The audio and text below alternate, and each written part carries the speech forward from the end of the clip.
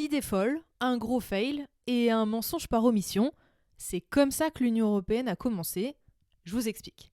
On est en 1950. Robert Schuman, ministre des Affaires étrangères français, a un problème. Dans quelques semaines, il doit rencontrer ses alliés américains.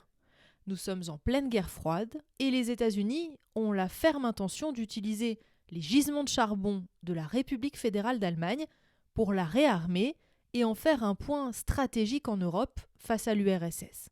Sauf que Schuman, ça lui plaît pas trop. Réarmer l'Allemagne 5 ans après la Seconde Guerre mondiale, ça lui semble un peu risqué. Il aimerait bien encadrer les choses, mais diplomatiquement. Mais il ne sait pas comment faire. Au même moment, Jean Monnet, lui, est commissaire au plan et sa mission, c'est de reconstruire la France après la guerre. Et lui aussi, il a un problème, il manque de charbon. Mais lui a une idée en or. Il aimerait mutualiser les choses entre la France et l'Allemagne, qui a plein de charbon, avec une organisation qui chapeauterait tout ça.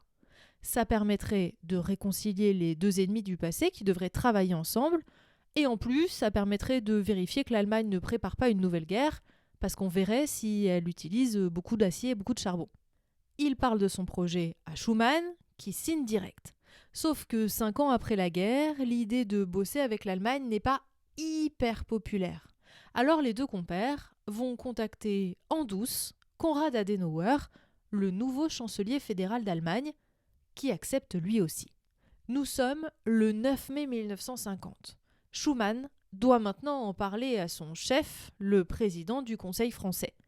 Pour éviter de se faire retoquer son idée, il attend le tout dernier moment du Conseil des ministres, quand tout le monde s'est déjà levé pour aller manger, pour en parler à Georges Bidault, son chef donc, qui ne comprend pas tout, mais on lui dit que le chancelier allemand est hyper partant, alors il accepte sans vraiment saisir de quoi il retourne. Bon là, faut pas traîner, faut acter les choses, c'est énorme, mais il faut le faire avant que tout le monde ne réfléchisse un peu trop. Schuman et Monnet convoquent une conférence de presse dans la salle de l'horloge du Quai d'Orsay, le soir du 9 mai 1950. C'est là qu'arrive le fail. C'est tellement last minute que seulement quelques journalistes parisiens assistent au discours. Aucun photographe, aucune prise de son. La photo et le discours qu'on connaît ont été refaits quelques mois plus tard. Mais Schuman et Monnet s'en moquent, le projet européen est né.